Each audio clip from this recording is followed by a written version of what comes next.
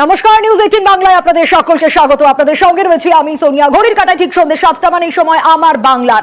আজ আমার বাংলার শুরুতে একটা ছবি দেখাবো আপনাদের। শুভেন্দু অধিকারী রীতিমতো রেগে গেলেন, তেড়ে গেলেন। কেন গেলেন? চোর স্লোগান শুনে। দেখুন ছবিটা, কিভাবে রেগে তেড়ে গেলেন শুভেন্দু অধিকারী যেই শুনলেন চোর চোর স্লোগান।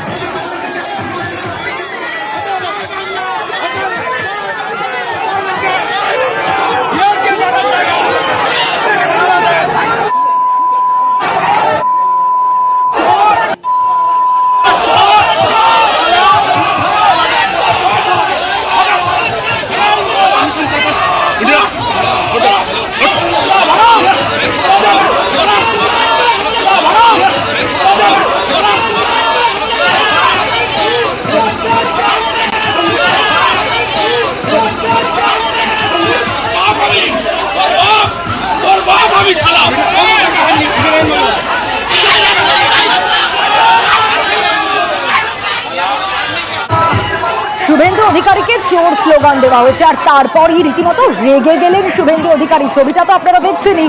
এই ছবি নদিয়ার গাংনাপুরে এই ঘটনা ঘটেছে। একেবারে মেজাজ হারিয়ে ফেললেন শুভেন্দু অধিকারী, রীতিমতো তেড়ে গেলেন তিনি। দেখুন সেই ছবি।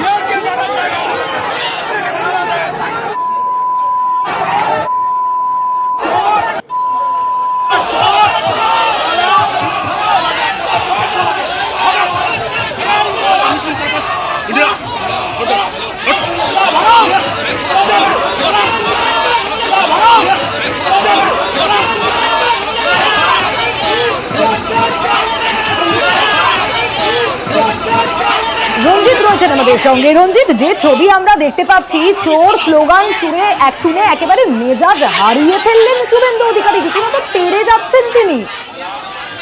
একেবারে রানাঘাট দক্ষিণ বিধানসভা এলাকার বিভিন্ন এলাকায় তিনি ঘুরছিলেন আজ বিকেল থেকেই, কিন্তু সেখানে বাদ সাধলো যে গাংনাপুর এলাকা দিয়ে যখন তার কনভয় যাচ্ছিল, ঠিক সেই সময় তৃণমূল কংগ্রেসের পক্ষ থেকে তাকে চোর চোর স্লোগান দিচ্ছিল। সেই সময় তার কনভয় রীতিমতো দাঁড়িয়ে যায় এবং তিনি গাড়ি থেকে নেমে এসে কিন্তু তেড়ে যান। সেই তুমি দেখতে পাচ্ছ, কার্যত মেজাজ হারিয়ে কিন্তু তিনি গাড়ি থেকে নেমে যান। এবং তিনি তার যেটা অভিযোগ রয়েছে যে এটা ইচ্ছাকৃতভাবে এটা করা হয়েছে এবং তার যেটা তিনি নেমে তিনি একাই প্রতিবাদ করেছেন তার দাবি, এবং তাকে যে একদম মেজাজ হাতে দেখা যাচ্ছে এবং গাড়ি থেকে নেমে কিন্তু তিনি একেবারে তেড়ে যান। সেই ছবি কিন্তু দেখতে পাচ্ছ যে গাংনাপুর এলাকার মধ্যে কিন্তু ঘটনা ঘটে, যদিও পুলিশ পরবর্তীভাবে পরিস্থিতি নিয়ন্ত্রণে আনে।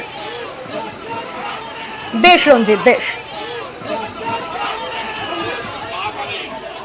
নোংরা কালচার চোখের সামনে দেখেছেন, ভেবেছিল কাঁচ তুলে পালাবো, আমার উপর আক্রমণ করেছে।